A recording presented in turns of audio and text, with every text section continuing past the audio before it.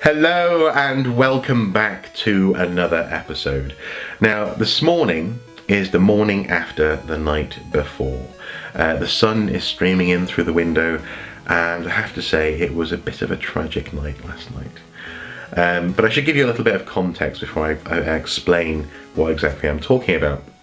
In the past few days, the past couple of weeks, my wife and I have been really enjoying a game on the Wii called And Then There Were None, based on an Agatha Christie novel. My wife is a huge fan of Poirot and Miss Marple and the writings of Agatha Christie, and I figured that this game would be perfect to try and play together. It's quite hard actually to find a game which the both of us enjoy.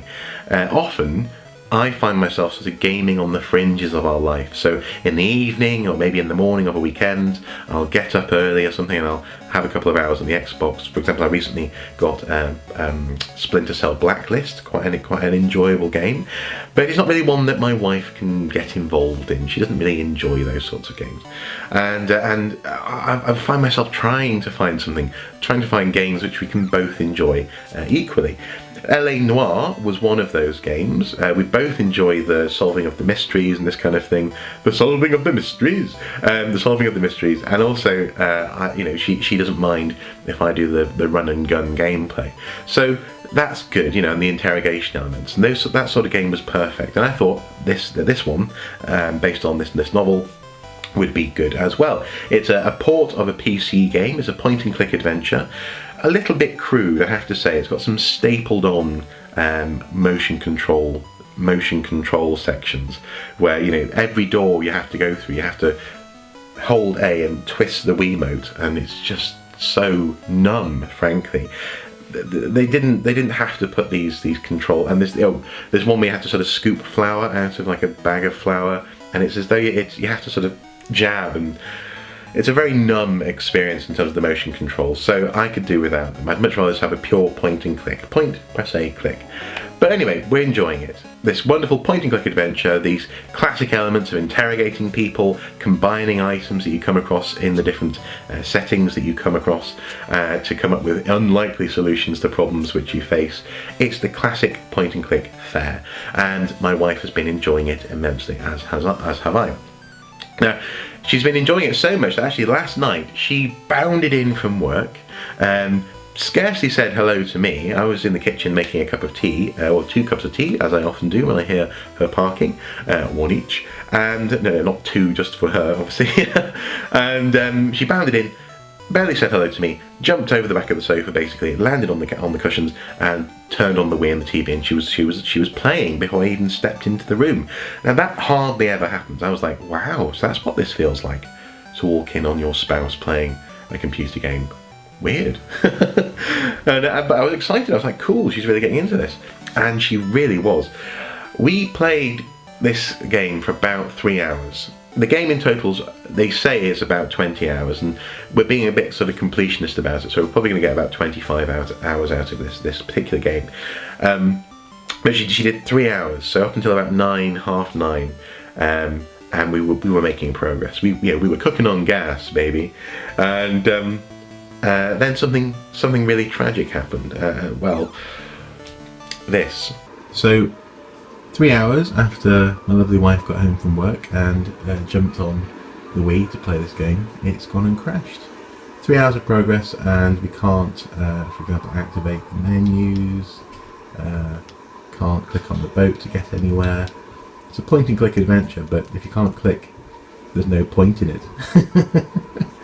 So it's, crashed. You can press the home button, and that's about it. Sucks.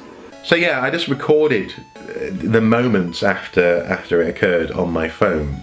My wife actually had left the room at that point, and she was really, really upset by this, really upset. She went and had a lie down for a bit, and then she started fiddling with her new bedside clock, trying to program a radio station into it, but it wasn't working. And then she tried putting some clothes away, and she wasn't able to fold them properly. Basically, she was really frustrated, really het up and annoyed. And I thought, how can I help? Oh, I know, I'll go and empathise with her. So I sort of said, it's okay, it's fine. This stuff happens all the time in the world of gaming. It's okay, it doesn't happen very often though. But I've been there before. And she says, "What? What? Are you trying to piss me off?" She says. Why have you introduced me to a hobby where this can happen? And I was like, I'm sorry, I really am sorry, but it doesn't happen very often. And she sort of eventually got over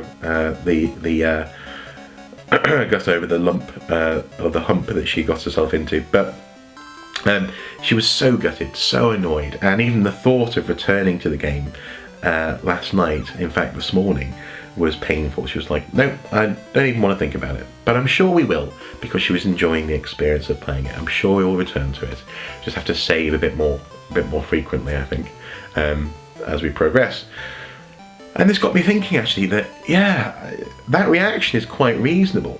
You know, I mean, I know as a gamer, as someone who plays computer games, I, and indeed you, if you're watching this and you play games, you'll go, well, it happens quite often, you know, it happens all the time, get over it, you know. But actually, it's quite reasonable to think to yourself, I've just wasted 3 hours of my life. And just because a machine froze up, or because of a save state corrupted, there's no evidence to show for that at all. It's really quite reasonable, I think, to be that annoyed. In some ways, we are inured to it. We're slightly numb to this loss, to this potential for things to go wrong with gaming. And actually, it reminded me of when I was in high school playing on the GameCube, and obviously we used to rely on these things all the time, memory cards. There's a 4 megabytes memory card, 4 megabytes. How cool is that? From Competition Pro, and it's a third-party memory card. It's not an official Nintendo one. And obviously third-party memory cards are notorious for corrupting. And I remember my first big experience of this kind of thing occurring happened one afternoon when I booted up the GameCube expecting to be able to play Wind Waker, and I'd lost in one foul swoop my Wind Waker save, my True Crime Streets of LA save, 2 or 3 Resident Evil game saves, I think Resident Evil 2, Resident Evil 3 and Code Veronica, and a couple of other ones, maybe a couple of racing games. They mattered less, but all of that progress, hundreds of hours of work and effort and toil had gone just because the memory card had corrupted. I didn't even know really what that meant. I was like, what does that even mean? I mean, you've got one job to do, memory card, one job, and you can't even do that. You corrupt. Just store the information. I remember thinking, and so in some ways, it's quite a reasonable reaction. I remember being so gutted that for a long time the thought of returning to Resident Evil 2 and going all the way through, because at that point I was basically replaying it for the nostalgia value. You know, I already had my saves saved on my N64 cartridge, obviously, my original. The thought of going back to that, or Wind Waker, at that point I was making my way through the game for the first time, of going all the way through all that stuff again, it was just too much to face. And so I can completely understand her reaction. I think this was the first time this had ever happened to her, the first time she'd ever experienced this, and I think we've all been there. And it got me thinking, well, 2 things. First of all, it got me thinking, actually, just how much time have I lost because of this in my life? I mean, it must add up to weeks of play time, as it were, game time, which can't be evidenced because of lost saves or corrupted save states or frozen machines. That's quite a depressing thought, and I'm sure it's something which every now and then I'm sure most gamers just have this moment of going, I'm just sitting here pushing buttons, looking at a screen. Wow, I've really wasted my life. I mean, really wasted that part of my afternoon. But the second thought which occurs to me is it's about the experience, isn't it? And in some ways, game saves are a little bit like money. You can't take it with you when you die. You can't take this stuff into the beyond or whatever, you know, whether there's an afterlife or not, or if you just stop. The point is, you can't do that. You can't take your memory cards with you when you go. And a little bit like money, maybe it's about the experiences that they afford you. And with the games, it's about what you get out of it as you're playing it, not necessarily just showing that you've achieved at the end of of it all. Now, I'm trying desperately to rescue some positive from a very negative situation there.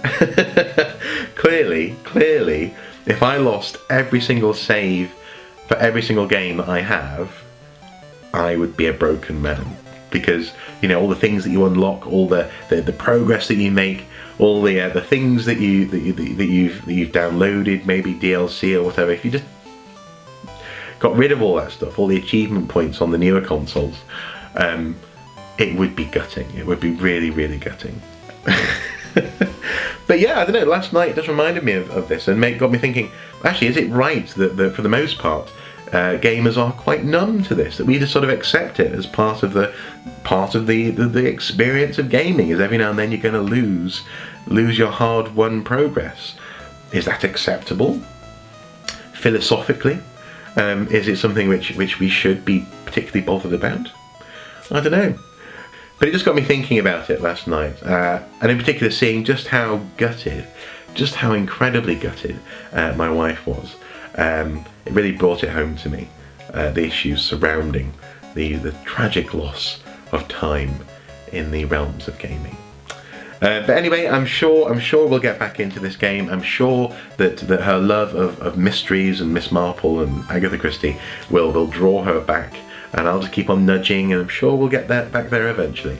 But the pain was real, folks, and I'm sure it's a pain that we've all shared. So if you have any thoughts or comments, please do comment below. I'd love to hear your stories linked with these kind of ideas, these tragedies in our lives. And I don't know, what do you think? Do you think it's important? Do you think it's not important? I think it depends, in my case, on my mood, I think. Anyway guys, as ever, until next time, do take care. Bye bye.